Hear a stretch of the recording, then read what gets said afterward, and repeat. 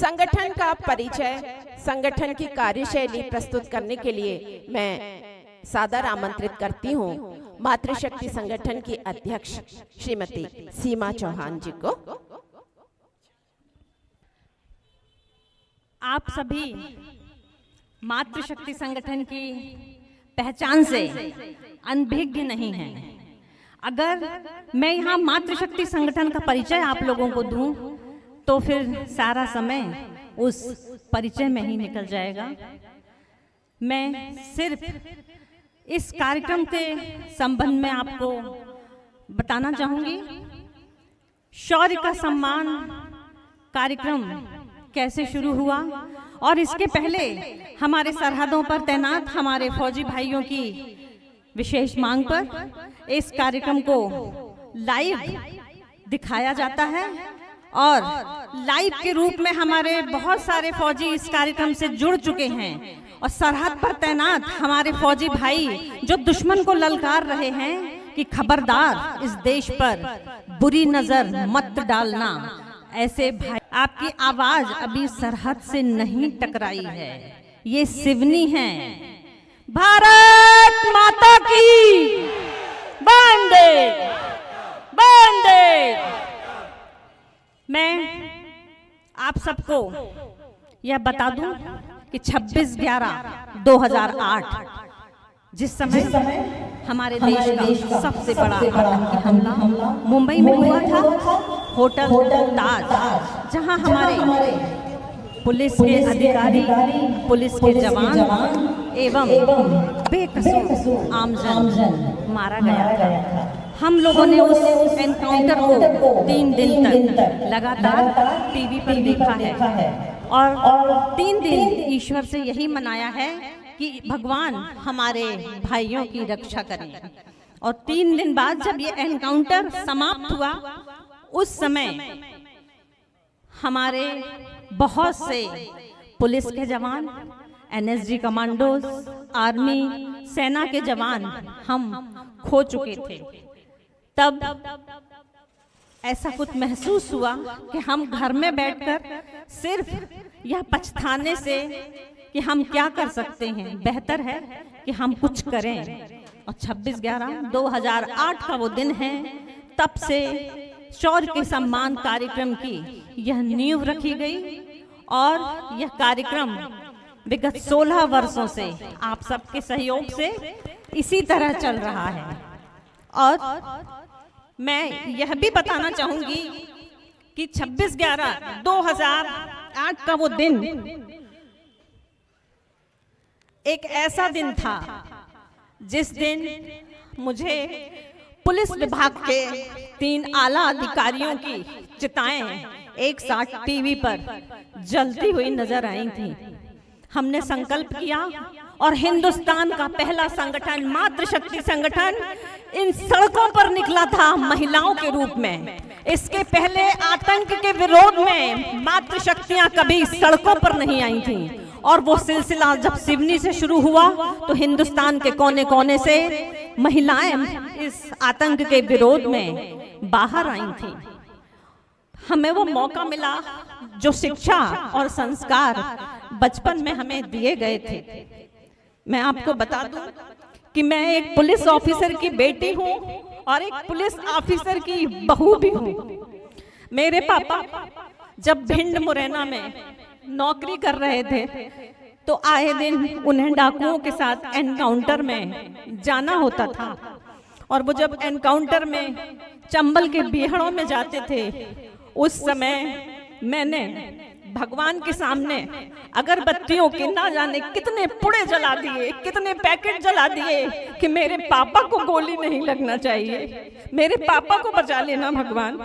और जब police line में खबर आती थी कि 4 डाकू मारे गए लेकिन पुलिस के 2 जवान भी शहीद हुए हैं, तो गेट पर खड़े होकर अपने पापा का इंतजार किया करते थे। और पापा जब घर आए तो हमने अपने पापा से बात नहीं की। पापा ने पूछा कि बेटा क्या हुआ है, क्यों नाराज है मेरा बेटा। पापा से सिर्फ एक जिद होती थी कि पापा आप यहाँ से ट्रांसफर करा लो, आपको गोली लग जाएगी। तब मेरे पापा ने मुझे ये शिक्षा दी थी कि बेटा ऐसा नहीं कहना कि गोली लग जाएगी, ये कहना है कि कभी किसी के पापा को गोली ना लगे, क्योंकि मैं ट्रांसफर करा के अगर यहाँ से गया तो किसी दूसरे बच्चे का पापा यहाँ आएगा। वो शिक्षा आज इस मंच के रूप में आप लोगों के सामने है। और एक बहुत बड़ा सवाल होता था जब शहादत हुए हमारे पुलिस के जवानों के छोटे छोटे बच्चे हमारे साथ खेला करते थे, तो फिर ये सवाल आता था कि इनके पापा तो अब नहीं हैं, इन बच्चों का ख्याल कौन रखेगा। फिर वही सवाल अपनी माँ से और पापा से कि पापा इनके तो पापा अब शहीद हो गए, इन बच्चों को कौन देखेगा। तब मेरे पापा ने ये शिक्षा दी थी कि इन बच्चों के पापा को हम लोग देखेंगे, इन बच्चों को हम लोग देखेंगे। और उन छोटे छोटे बच्चों की देखभाल के लिए हमने बचपन में अपने रबर पेंसिल शेयर किए हैं, क्योंकि उनके पापा शहीद हो गए हैं। हमने अपने लंच बॉक्स शेयर किए हैं, क्योंकि उनके उनके पापा शहीद हो गए हैं। और वो छोटी सी शिक्षा, वो छोटे से संस्कार आज इस मंच के रूप में आप लोगों को यहाँ दिख रहे हैं। इन रगों में भी पुलिस के एक जवान का खून बह रहा है और वो अंदर से हितकारियां लेता है कि हमें वर्दीधारियों की इज्जत करनी है और वर्दीधारियों का सम्मान करना है। ये ध्यान रहे कि देश की आंतरिक सुरक्षा में पुलिस बल का एक महत्वपूर्ण योगदान है। दरअसल अपवाद किस विभाग में नहीं है। हमने कभी ये नहीं सोचा कि हमारे पुलिस विभाग ने, हमारे पुलिस के जवानों ने जो उपलब्धि पाई है, हमारी सुरक्षा में जो कुछ हम लोगों को दिया है, तो कभी हम ढोल नगाड़े बजाते हुए पुलिस थाने पहुंच जाएं और उन जवानों को बधाई दे दें। कभी हम ढोल नगाड़े बजाते हुए पुलिस थाने पहुंच जाएं और उन जवानों को सैल्यूट करने। लेकिन हमने ये जरूर सीखा है कि एक छोटी सी चूक हो जाए तो हम पुलिस थाने का घेराव कर लें, हम सड़कों पर टायरें जला दें, हम चौकों पर टायर जला दें, क्योंकि पुलिस से एक छोटी सी चूक हुई है। अरे भाई, हमें ये समझना होगा कि दूसरों की शिनाख्त में तो हर शख्स माहिर है, दूसरों की शिनाख्त में तो हर शख्स माहिर है। अपनी गिरेबां में झांकने के लिए दम चाहिए, दम, और वो हम में नहीं है। इसीलिए हम हमेशा पुलिस की खामियां ढूंढते हैं। हम ये याद रखें कि वो बिछ गए हैं नींव में, दीवारों के पीछे गड़े हैं। और ये ना भूले हिंदुस्तानियों कि देश के सारे महल इन्हीं शहीदों की छातियों पर खड़े हैं, इन्हीं शहीदों की छातियों पर खड़े हैं। एक पुलिस का जवान जब शहीद होता है तो मन से एक हिलोर उत्पन्न होती है कि जिस दिन तू शहीद हुआ, ना जाने कैसे तेरी माँ सोई होगी। हमारे राकेश ठाकुर भैया अभी कुछ समय पहले सिवनी गए, वो लाडले लाल शहीद हुए हैं।